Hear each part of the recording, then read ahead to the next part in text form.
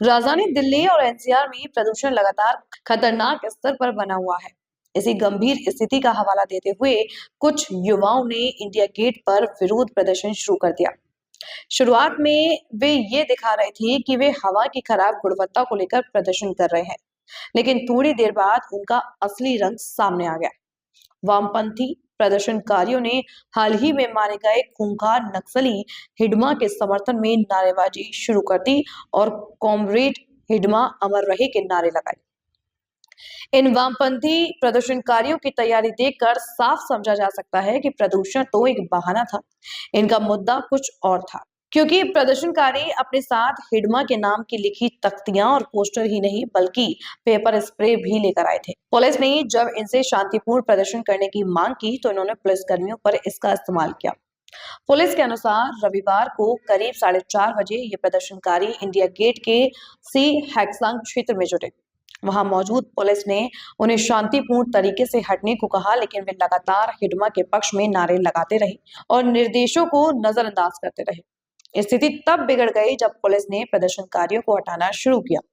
इसी दौरान प्रदर्शन कर रहे कुछ लोगों ने पुलिस पर पेपर स्प्रे कर दिया, जिससे मौके पर अफरा तफरी मच गई।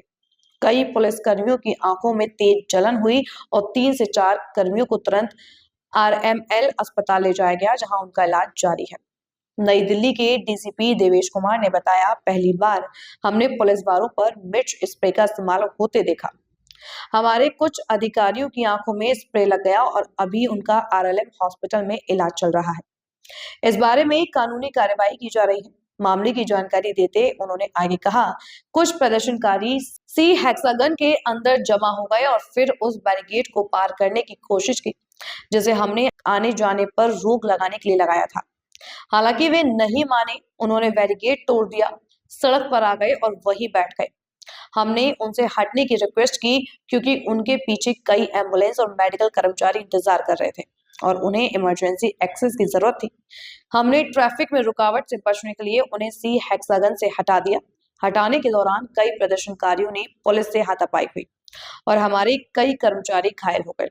हंगामे के कारण ट्रैफिक व्यवस्था भी प्रभावित हुई। सुरक्षा अधिकारियों ने बताया कि कुल 15 प्रदर्शनकारियों को हिरासत में लिया गया है और उनके खिलाफ पुलिस पर हमला करने और हिंसक गतिविधियों में शामिल होने जैसी गंभीर धाराओं के तहत कार्रवाई की जाएगी। असल में इन्हें दिल्ली में बढ़ रहे प्रदूषण से तो कोई लेना देना ही नहीं था।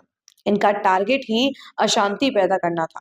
एक वामपंथी ने इस पर बयान देते हुए तो भारत के सबसे खूंखार और मोस्ट वांटेड माओवादी कमांडरों में शुमार माडवी हिडमा की तारीफ के पुल ही बांध दिए।